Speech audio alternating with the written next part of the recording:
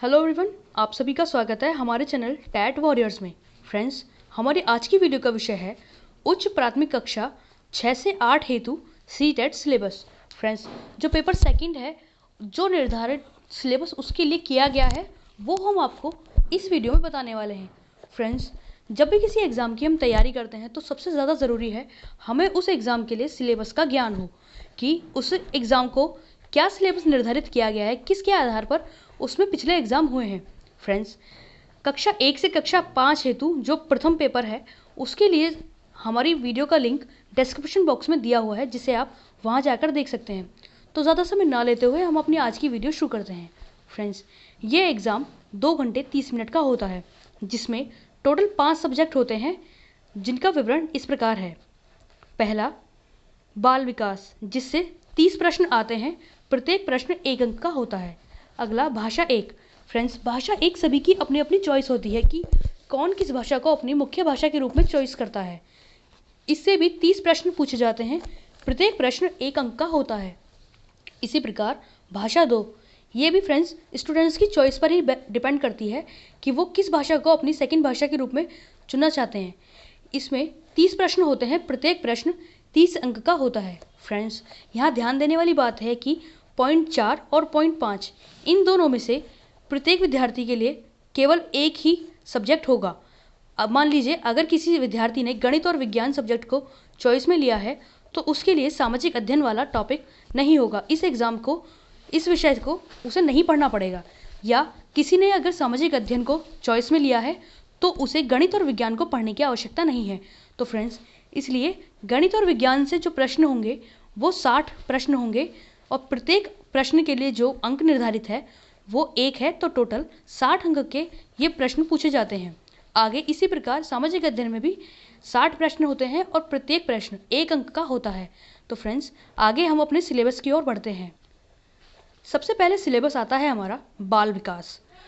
बाल विकास प्रारंभिक विद्यालय का बालक, विकास की अवस्था तथा अधिगम से उसका संबंध, बालक के विकास के सिद्धांत, आनुवंशिकता और पर्यावरण का प्रभाव, सामाजिकीकरण, दबाव, प्याजे, कोलबर्ग, वाइगोत्स्की, निर्माण और विवेचित संदर्श, बाल केंद्रित और प्रगामी शिक्षा की अवधारणाएं, बौद्धिकता के निर्माण का विवेचित संदर्श, बहुआयामी बौद्धिकता, भाषा और चिंतन, समाज निर्माण के रूप में लिंग, लिंग भूमिकाएं, लिंग पूर्वाग्रह और शैक्षणिक व्यवहार। फ्रेंड्स, एक बात बहुत ध्यान देने वाली है कि इसमें जो एग्ज़ाम अक्सर पूछा जाता है सी-टेट के पेपर में, वो मोस्टली पेडालॉजी ही होती है। उसमें बालक किस प्रकार व्यवहार करता है, किस प्रकार वो चीज़ों को सीखता है, क्या उसके साथ समस्याएं आती हैं, अक्सर अध्यापकों को उनसे यही पूछा जाता है कि वो किस प्रकार हैंडल करेंगे किसी भी स्टूडेंट को। आगे अपने सिलेबस पर आते हैं। शिक्षार्थियों के मध्य व्यक्तिगत विभेद, भाषा, जाति, लिंग, समुदाय आदि की विविधता पर आधारित विभेदों को समझना करना, अधिगम के लिए मूल्यांकन और अधिगम के मूल्यांकन के बीच अंतर, विद्यालय आधारित मूल्यांकन, सतत और व्यापक मूल्यांकन। इसी प्रकार शिक्षार्थियों की तैयारी के स्तर के मूल्यांकन के लिए कक्षा में शिक्षण और विवेचित चिंतन के लिए तथा शिक्षार्थियों की उपलब्धि के लिए उपयुक्त प्रश्न तैयार करना। इसी प्रकार गैर लाभप्रद और अवसर वंचित शिक्षार्थियों सहित विभिन्न पृष्ठभूमि से आए शिक्षार्थियों की आवश्यकताओं को समझना, अधिगम संबंधी कठिनाई रखने वाले बालकों की आवश्यकता को समझना, मेधावी, सृजनशील, विशिष्ट प्रतिभावान शिक्षार्थियों की आवश्यकताओं को समझना, अध्ययन और अध्यापन, बालक किस प्रकार सोचते और सीखते हैं, बालक विद्यालय प्रदर्शन में सफलता प्राप्त करने में कैसे और क्यों असफल होते हैं।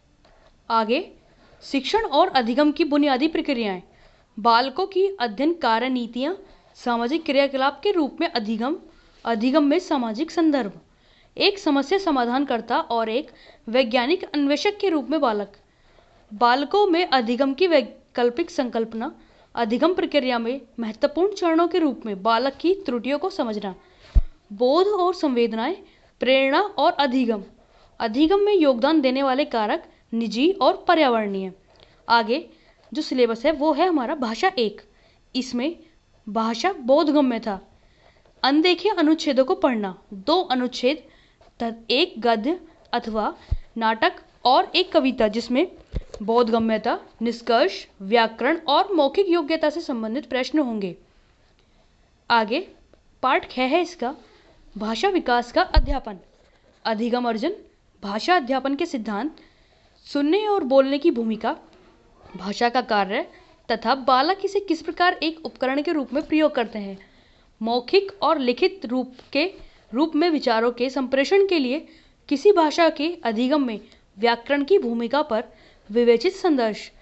एक भिन्न कक्षा में भाषा पढ़ाने की चुनौतियाँ, भाषा की कठिनाइयाँ, त्रुटियाँ और विकार, भाषा कौशल, भाषा बोधगम्यता और प्रवीणता का मूल्यांकन करना, बोलना, सुनना, पढ़ना और लिखना।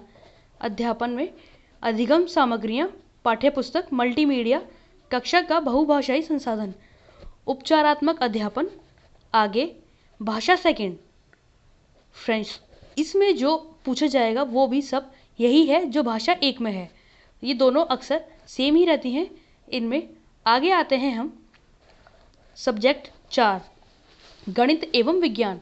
सबसे पहले गणित के लिए जो है वो है अंक प्रणाली। सबसे पहला पॉइंट, अंकों को समझना, अंकों के साथ खेलना, पूर्णांक, नकारात्मक अंक और पूर्णांक, भिन्न, बीजगणित का परिचय, समानुपात और अनुपात, ज्यामिति, मूलभूत ज्यामिति विचार 2D, बुनियादी आकारों को समझना 2D और 3D, सममिति, निर्माण, सीधे किनारे वाले मापक, कोण मापक प्रकार का प्रयोग करते हुए, क्षेत्रमिति।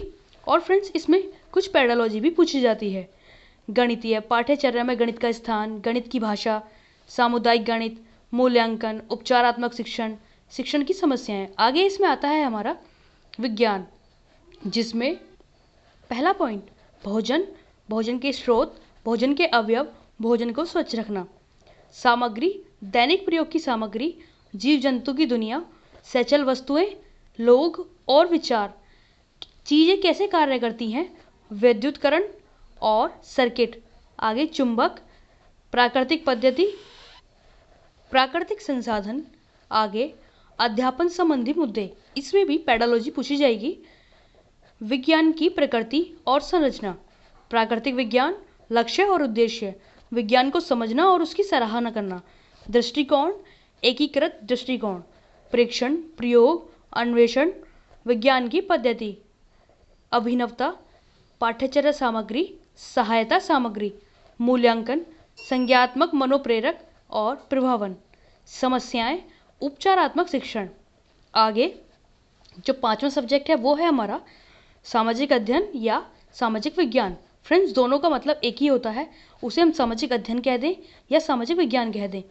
जिसमें सबसे पहले पूछा जाता है इतिहास के बारे में, कब, कहाँ और कैसे, प्रारंभिक समाज, प्रथम कृषक और चरवाहे, प्रथम शहर, प्रारंभिक राज्य, नए विचार, प्रथम साम्राज्य, सुदूरवर्ती भूभागों के साथ संपर्क, राजनैतिक गतिविधियाँ, संस्कृति और विज्ञान, नए सम्राट और साम्राज्य, दिल्ली के सुल्तान, वास्तुकला, साम्राज्य का सृजन, सामाजिक परिवर्तन, क्षेत्रीय संस्कृतियाँ, कंपनी शासन की स्थापना, ग्रामीण जीवन और समाज, उपनिवेशवाद और जनजातीय समाज, 1857-58 का विद्रोह, महिलाएं और सुधार, जाति व्यवस्था को चुनौती, राष्ट्रवादी आंदोलन।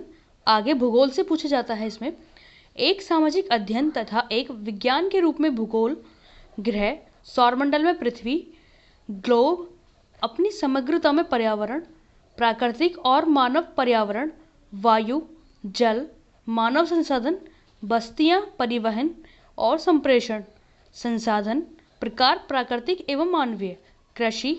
आगे इसमें है हमारा सामाजिक और राजनीतिक जीवन, विविधता, सरकार, स्थानीय सरकार, आजीविका हासिल करना, लोकतंत्र, राज्य सरकार, मीडिया को समझना, लिंग भेद समाप्ति, संविधान, संसदीय सरकार, न्यायपालिका, सामाजिक न्याय और सीमांत लोग।